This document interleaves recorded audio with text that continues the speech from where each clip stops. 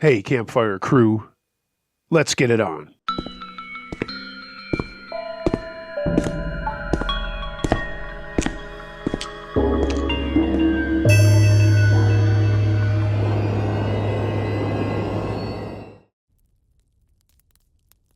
Lyft Driver by Narrow Designer.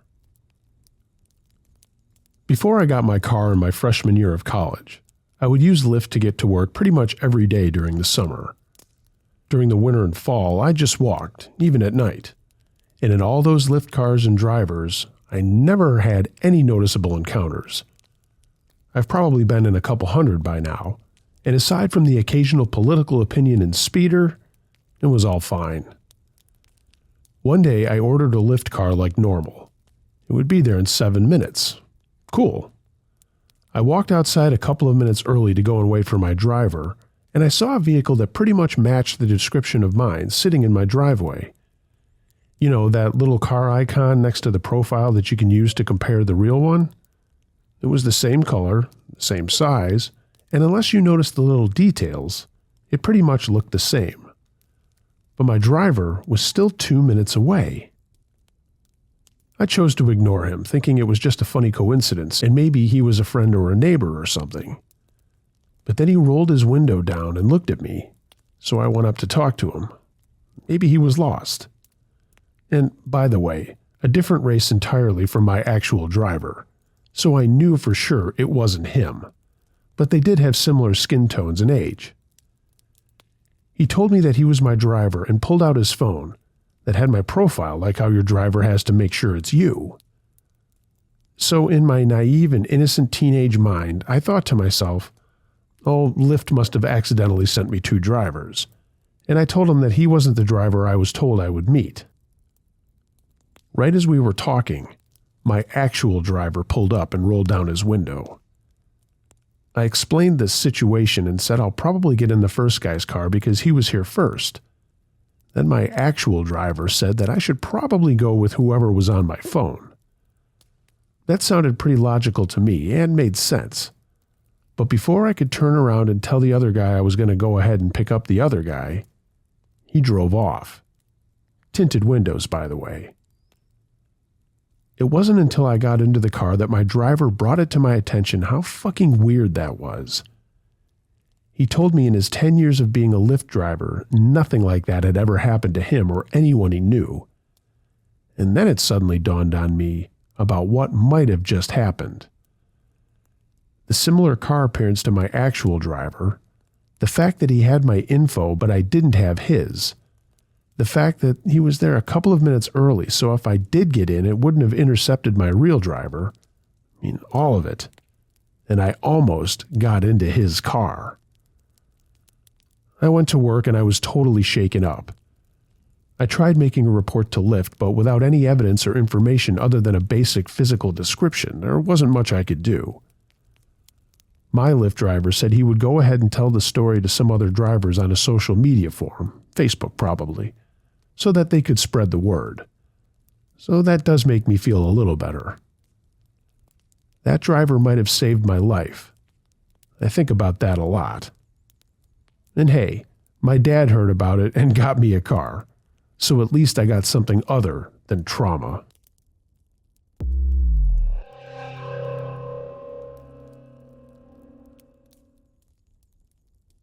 You Don't Realize How Much Danger You Are In, by Molly. I'm a 23-year-old female. Now that I'm back from Germany, I've had some time to think over the events of my trip. But it's hard to think positively considering what happened to me last night in Stuttgart, and I'd like a place to talk about it.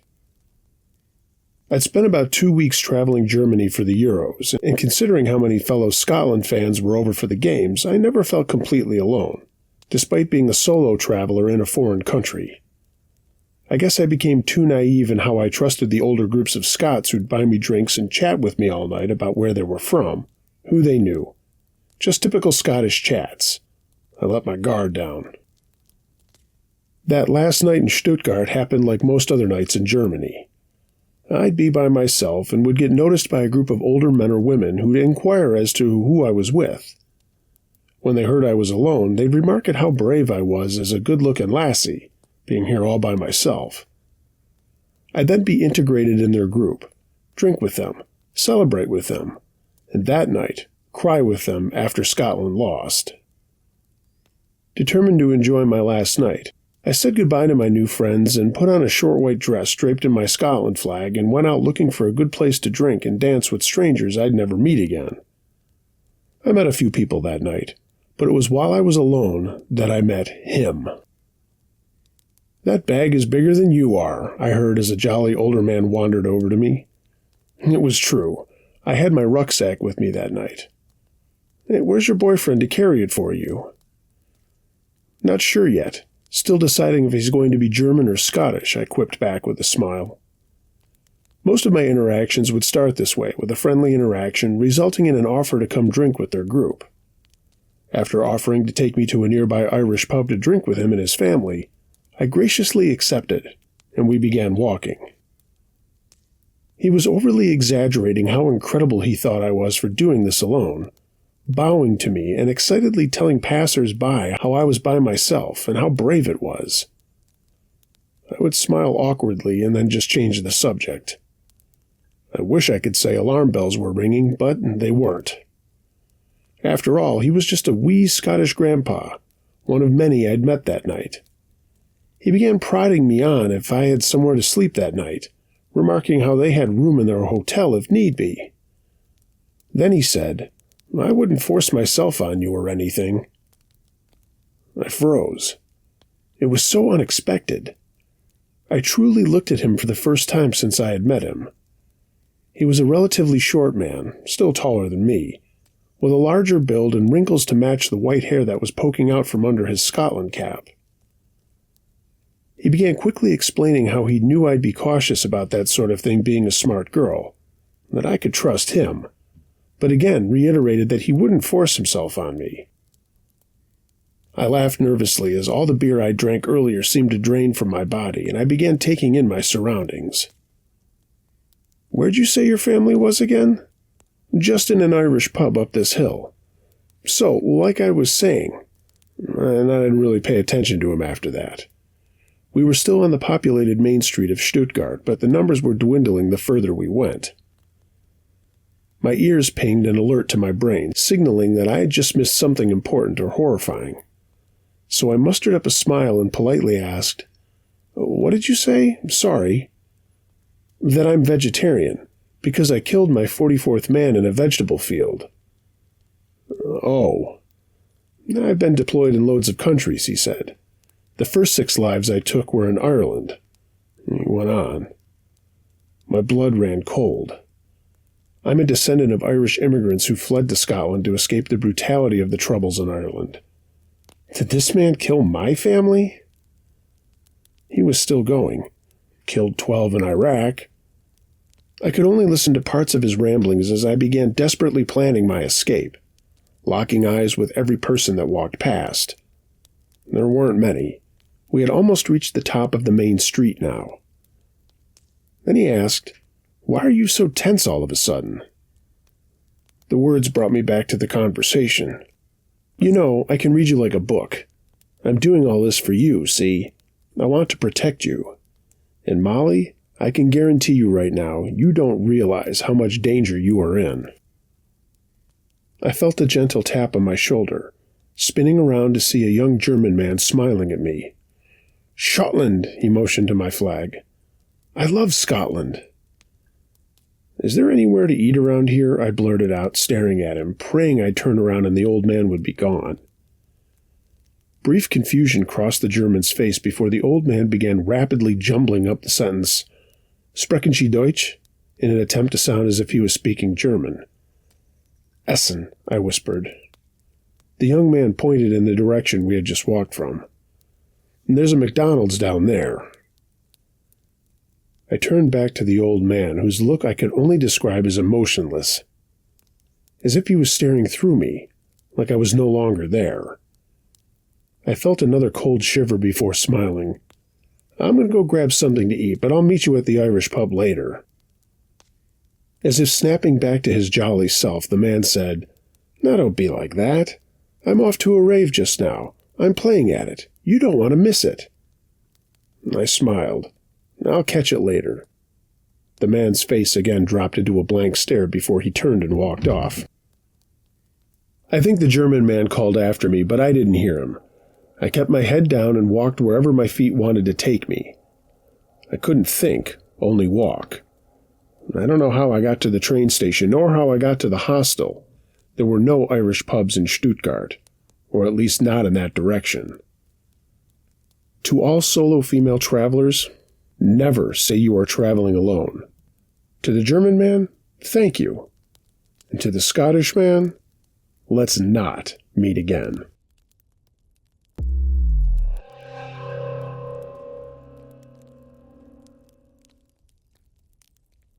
It Knows Now by Existing Ad.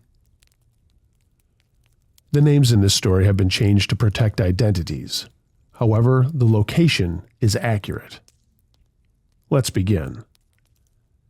This story takes place on the shores of Lake Simcoe, Ontario, Canada, in a small town named Brecon. A town with a population of just over 800, this is very much your typical small countryside town with not much to it other than fields upon fields, a small grocery store, post office, and a small restaurant. A short drive through this town going north on Highway 12 is where my aunt and uncle live, specifically the east side of the highway, which is as specific as I'd like to get. Growing up, I always looked forward to going up there. It took approximately an hour and a half to drive there, which was also something I enjoyed as well. Before I dive too much more into the story, I'd like to state that I was never really one to believe in supernatural or paranormal. However, after I was witness to the events I will get into, that would change. I would also like to state that I have no intentions of trying to convince those who read this of anything.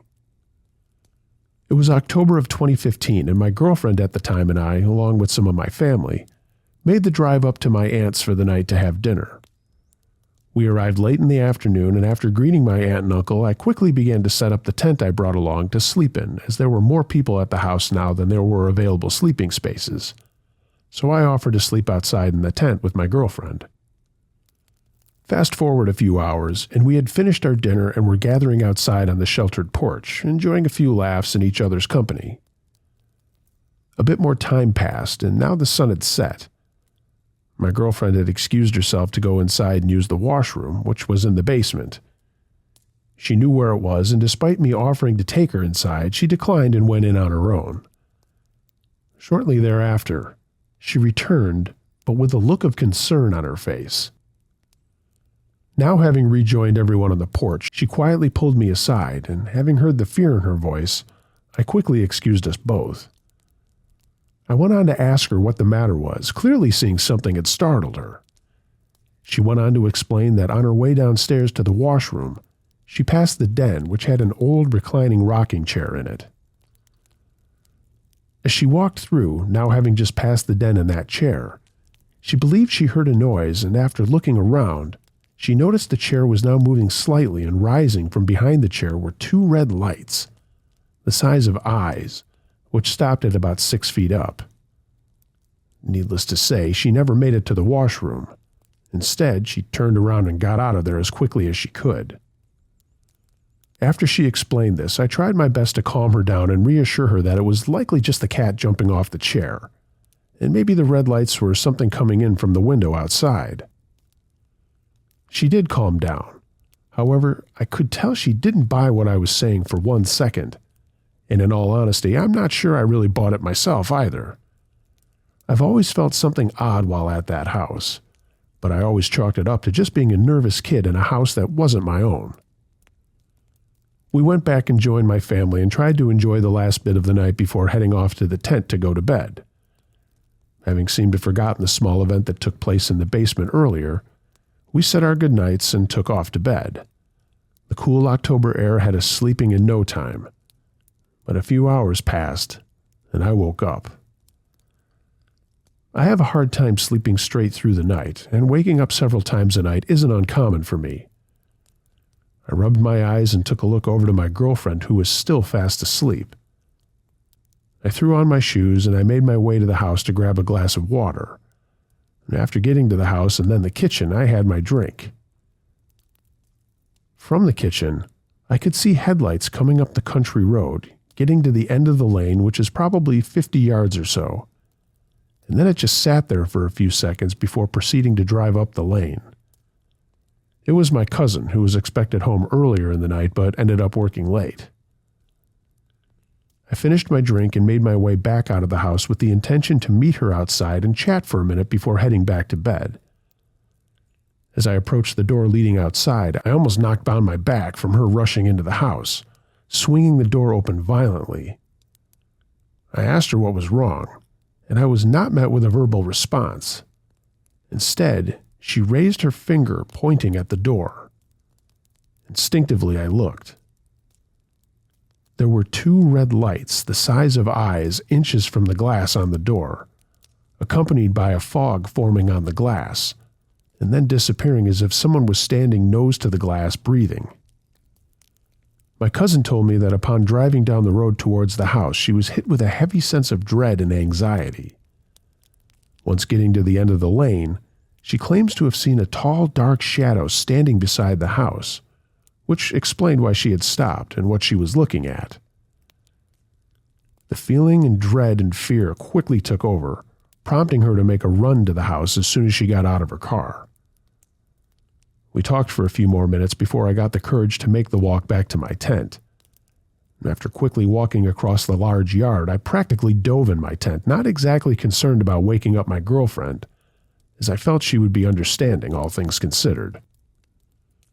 I entered the tent, heart racing, and I zipped the door to the tent after taking a quick look outside, fully expecting to see something, anything, face to face with me. But there was nothing. I let out a small sigh of relief, zipped up the tent, and turned around, now facing my bed and, more importantly, my girlfriend, who was sitting straight up. I couldn't make out any features, but I got in bed beside her under the covers and apologized for waking her up. The words that came out of her mouth next, I truly believe, will stay with me until the day I die. I apologized, and there was a short pause before she said, "I almost had her. I will get her next time." I sat there completely still, not making a sound. I have always heard how fear can be paralyzing, but I always thought that just happened in the movies. That night, I learned I was wrong. I reached over and grabbed my phone to use as a light, and I got up the nerve to now face my girlfriend, who was now far more visible, and I could see that her eyes were shut, and she appeared to be sleeping, but still sitting upright and not moving. I thought about what I should do and realized there wasn't much I could do. I guided her to lay back down, and I attempted to get some sleep, but as I'm sure many of you hearing this would expect, sleep didn't happen.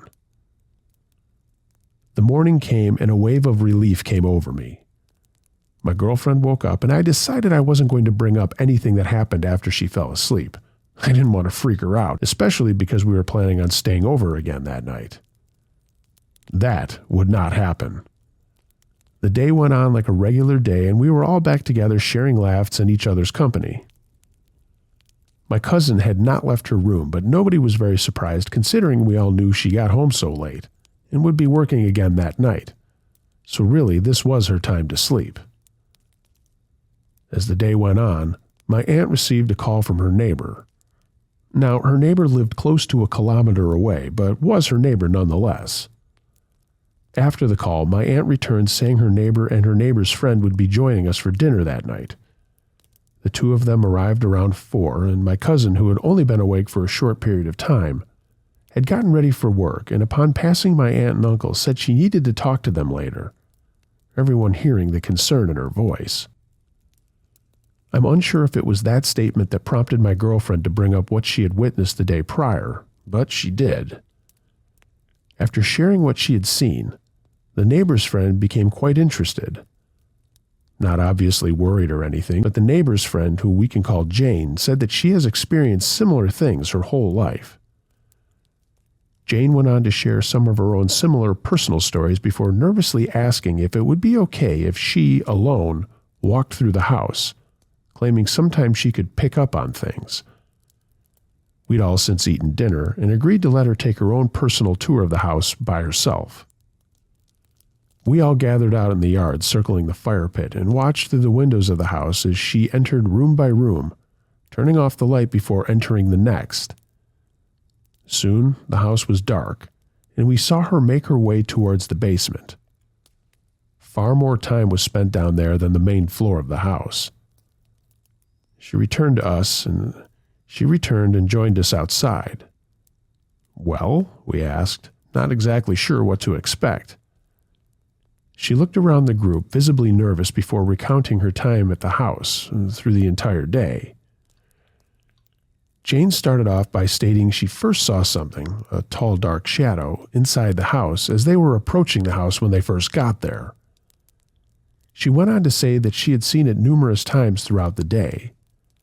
It wasn't until my girlfriend recounted what she had seen that made her decide she wanted to walk through the house alone. On her tour through the house, she claims, she saw nothing on the main floor. However, the basement was different.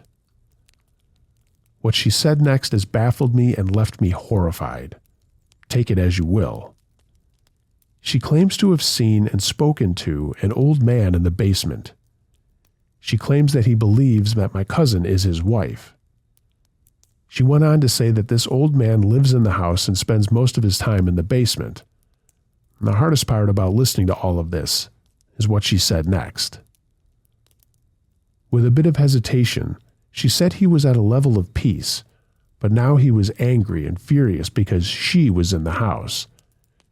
She could see him, and now we knew about him.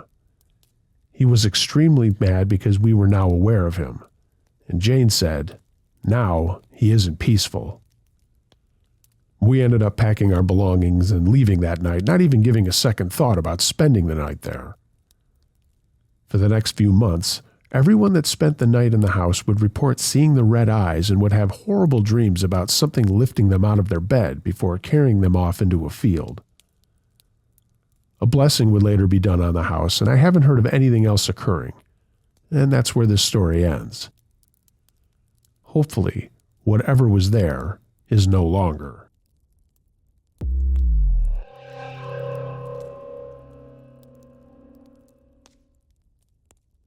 The Guy from the Toy Shop by Anonymous. I want to share my story about this guy in the toy shop where I work. He came in all smiles and happiness and came to my checkout, and he gave me this smile I'll never forget. At first he seemed like an ordinary customer, just another face in the sea of parents and grandparents looking for the perfect toy. He had a neatly trimmed beard and wore a bright blue coat that stood out against the drab winter landscape outside. His eyes sparkled with a strange mix of excitement and something else I couldn't quite place. I didn't think much of it at first. "Good morning," he said, his voice cheerful and warm.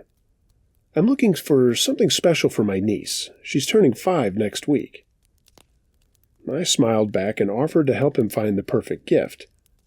We walked through the aisles, and he asked lots of questions about the toys, the store, and even about me. He was curious, maybe a little too curious. But as someone working in customer service, I was used to chatty customers. It was only after he left, with a dollhouse neatly wrapped in our store's signature paper, that I realized how many personal questions he had asked. Where I lived, if I had siblings, even what my favorite toy was as a child. A week went by, and he returned, this time with a story about how much his niece loved the dollhouse. He seemed genuinely pleased and even brought a thank you note supposedly written by the little girl. I thanked him and thought that would be the end of it. But it wasn't. He started coming in more frequently, always with a smile, always with a reason to chat with me. Sometimes he'd buy something small, a puzzle, a stuffed animal, or a book. Other times he'd just wander around looking at the toys. It was during one of these visits that I started to feel uneasy. He'd linger in the store long after most customers left, and his eyes always following me as I moved around, restocking shelves or helping other customers. I tried to brush it off as paranoia, but his presence began to weigh on me. His once welcoming smile now felt like a mask, hiding something more sinister beneath. One evening, as I was closing up, I saw him outside, standing across the street. He wasn't looking at the store. He was looking at me. My heart pounded in my chest as I quickly locked the doors and rushed to my car. He didn't follow me, but the next day he was back again, pretending as if nothing had happened. It wasn't just the store anymore. I started seeing him in other places. In the grocery store, at the coffee shop I frequented, even near my apartment building. He never approached me outside of work, but his presence was constant, like a shadow I couldn't escape. I confided in my manager about my concerns, but without any concrete evidence of wrongdoing, there wasn't much that could be done. We kept an eye on him, but he was always careful, never crossing the line into overtly threatening behavior. Then came the night that changed everything. I was closing the store alone, as I often did, when I heard a noise from the back room. It was a soft shuffling, like someone trying to move quietly. My heart raced as I grabbed my phone and a small heavy flashlight we kept by the register for emergencies. Slowly, I made my way to the back, the flashlight shaking slightly in my trembling hand. "Hello?" I called out, my voice wavering. "Is someone there?" There was no response, just more shuffling. I took a deep breath and turned the corner, shining the flashlight into the darkness. At first I saw nothing, but then, out of the shadows, he stepped forward, his smile gone, replaced by a cold, calculating look. "You shouldn't have come back here," he said softly, his voice devoid of the warmth it once held. I stumbled back, dropping my phone in the process. He took a step closer, and I swung the flashlight wildly, desperate to keep him at bay. "What do you want?" I demanded, trying to keep my voice steady. He didn't answer, just kept advancing. Panic surged through me, and I bolted for the door, fumbling with the lock as he reached for me.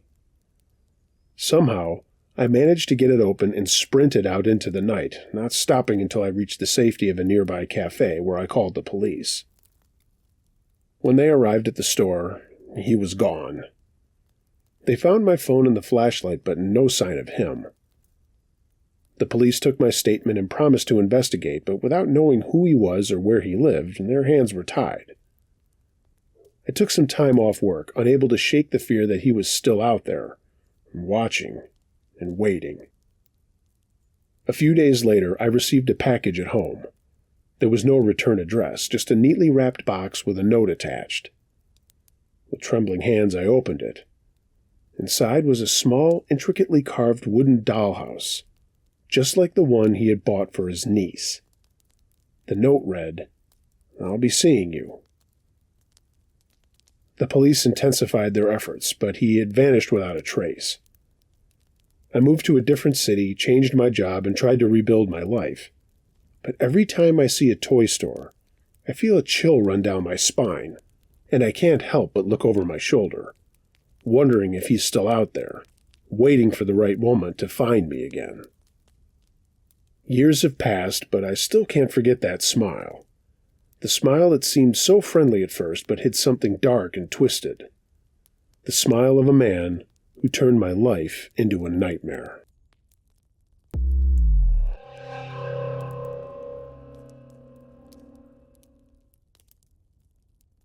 This Basement by Determined Little Boy. I was about 3 years old at the time, and my brother was 5. Our parents were going through a divorce, so my grandparents offered to look after my brother and I until the divorce was final, so that we weren't caught up in the mess. My grandparents' anniversary was coming up, so my grandmother thought it would help our mother to take her mind off of things if she spent some time with us so she could relax. She and my grandfather went out for the evening and left me and my brother home with our mother for the night. Things seemed to be going good at first. Nothing out of the ordinary. It was starting to get a bit late, and my brother and I were sitting on the living room floor watching television. Our mother was on the couch behind us. After a while, she asked if we had heard anything, and I remember we both looked at her, and she had this worried look on her face. She muted the television for a moment to listen, and we started hearing noises coming from our basement. It was the sound of the bathroom door in our basement swinging open and closing again. It sounded like someone had just walked into the bathroom and slammed the door. But that couldn't be possible, seeing as how me, my older brother, and our mom were the only ones in the house at the time. Mom dismissed it at first, reasoning that the house was just old, and old houses usually make strange noises. So we went back to watching television for a while. About an hour or so passed, and it was now about 8 o'clock, almost time for my brother and I to go to bed. Mom muted the television again and told us to be quiet. We listened for a minute and didn't hear anything at first. Then after a while, we began to hear the sound of pounding coming from the basement just under the living room floor. It was soft at first, but as it went on, it got louder and louder. The sound encircled the living room like a shark circling in on its prey. It got closer to where my brother and I were sitting as it circled around us, growing louder and louder, until it finally sounded like someone was banging on the living room floor under us with their fists, trying to break through the floorboards. Me and my brother jumped up onto the couch and huddled ourselves close around our mom, who was curled up on the couch and just as scared as we were. The sounds of the pounding slowly subsided, and Mom frantically dialed the restaurant where my grandfather said he and our grandmother would be. After a while, my grandfather picked up and asked what was wrong. Mom told him what we were hearing. My grandfather was and still is a firm skeptic. He doesn't believe in ghosts. He told her it was just probably the pipes rattling and that she was just under a lot of stress from the divorce and her imagination was running away from her. He then told her to be sure to have us in bed by 9 o'clock and that he would see us in the morning, and then hung up. A few minutes went by and we were still huddled together on the couch. Mom did her best to stay calm and hold herself together for my brother and me, saying that Granddad was probably right. It was an old house after all. So we just went back to watching television, trying to take our minds off of the situation before we had to go to bed. I'm not exactly sure what happened next, but a strong feeling of fear came over my mom as she turned off the television. I could see it in her eyes as my brother and I both looked back at her. We sat there in silence for only a moment. The air was dead quiet. Mom picked up the phone and dialed the restaurant again, but the phone wasn't working. She picked up both of us from the floor and pushed us into the main hall and ran to the kitchen to get us our coats from the chair at the end of the table next to the basement door. Suddenly, me and my brother both heard what sounded like a set of heavy combat boots stomping up the basement stairs and a hair-raising slam against the basement door. It sounded like whoever or whatever was down there wanted to get out. We then heard a tumbling noise as if someone had thrown a chair down the basement stairs. Mom didn't waste a second in getting us the hell out of the front door. She practically threw us outside, and we spent the rest of the evening in her car until our grandparents returned home. Our grandmother's car finally pulled into the lot at the top of our street, and my grandfather saw that we were sitting in our mom's car, and he got angry. He demanded to know why we weren't in bed before they returned home. Mom told them everything. You could tell by the way she spoke that she was shaken. My brother and I confirmed everything she said, but my grandfather had none of it. He went to the locked room on the second floor and grabbed a pistol from the gun cabinet and demanded my mom follow him to the basement so that he could show her that there was absolutely no one else in the house. But she refused to follow him into the basement. Of course, after checking everything over, nothing was found to be broken, so there couldn't have been anyone else in the house. Our grandmother didn't need convincing. She's always believed in ghosts, and she had her stories of her own encounters with the paranormal. But either way, Mom never spent another night in our grandparents' house alone after that. To this day, she refuses to stay after dark. My brother is now 30, and I'm now 28. Our grandmother has since passed, and my grandfather's health hasn't been what it always was, So I've stayed with him and I look after him. To this day, I don't know who or what was in our basement that night, and I hope I never find out. But every time my grandfather asks me to go down to the basement to get something for him, I always get the feeling that there's someone watching me down there.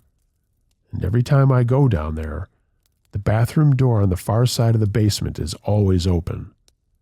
No matter how many times I close it, every time I go down there, that goddamn door is always open. I've looked into the history of my grandfather's house where this event took place, and as it turns out, several of the previous owners had died on the property. One person had a heart attack and died in his sleep in one of the bedrooms on the second floor. A second person died of a blood clot in her brain in our living room.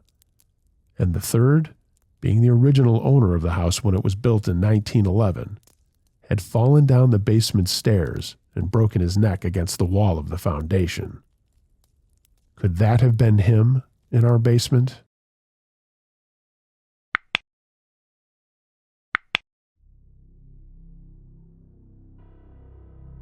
Hey gang, thanks for listening to this episode of Uncle Josh's True Scary Stories.